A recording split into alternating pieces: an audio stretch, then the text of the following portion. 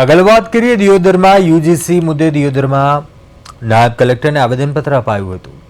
ઠક્કર, પાટીદાર, રાજપૂત અને બ્રહ્મ સમાજને રેલી સ્વરૂપે પહોંચી આવેદનપત્ર આપ્યું હતું। યુજીસી મુદ્દે સરકારને ફેર વિચારણા કરી કાયદો કેન્સલ કરવાની માંગ કરી હતી અને થરાદ બાદ દિયોદરમાં પણ વિશાળ રેલી સાથે આવેદનપત્ર અપાયું હતું।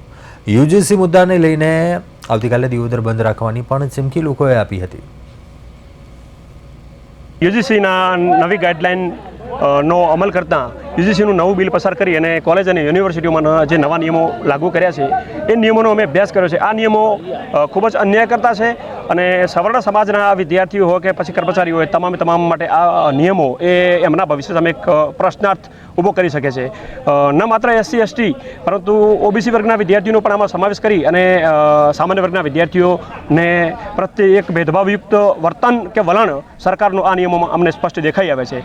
આ નિયમોના ઓથાર તળે સામાન્ય તેમજ સવર્ણ વર્ગના વિદ્યાર્થીઓ સામે સુરક્ષાના પ્રશ્નો પણ ઊભા થઈ શકે છે અને એમની કારકિર્દી ઉપર ક્યારેક પૂર્ણવિરામ મુકાઈ જાય એવો પણ આ નિયમોની અંદર કેટલાક એના નિયમોનો અભ્યાસ કરતાં અમારું માનવું છે। દિયોદર સવર્ણ સમાજના તમામ લોકો અહીંયા બ્રાહ્મણ, ક્ષત્રિય, પાટીદાર, સોની, ઠક્કર તમામ સવર્ણ સમાજના લોકો અહીંયા આજે યુજીસીના કાળા કાયદાના વિરોધ માટે અહીંયા અમે આવેદનપત્ર આપવા આવ્યા છીએ અને આ કાયદાનો એટલા માટે અમે વિરોધ કરી રહ્યા છીએ કે ભવિષ્યમાં આનાથી વિદ્યાર્થીઓની સમક્ષ જે સવર્ણ સમાજના વિદ્યાર્થીઓ રહ્યા જનરલ કેટેગરીના વિદ્યાર્થીઓ જેનું શોષણ થઈ શકે છે અને સંભવત આ કાયદાની અમુક કલમોની જોગવાઈના અનુસાર આ વિદ્યાર્થીઓનું કેરિયર પણ બરબાદ થઈ શકે છે અને એના કારણે કાયદાનો દુરુપયોગ પણ થઈ શકે છે।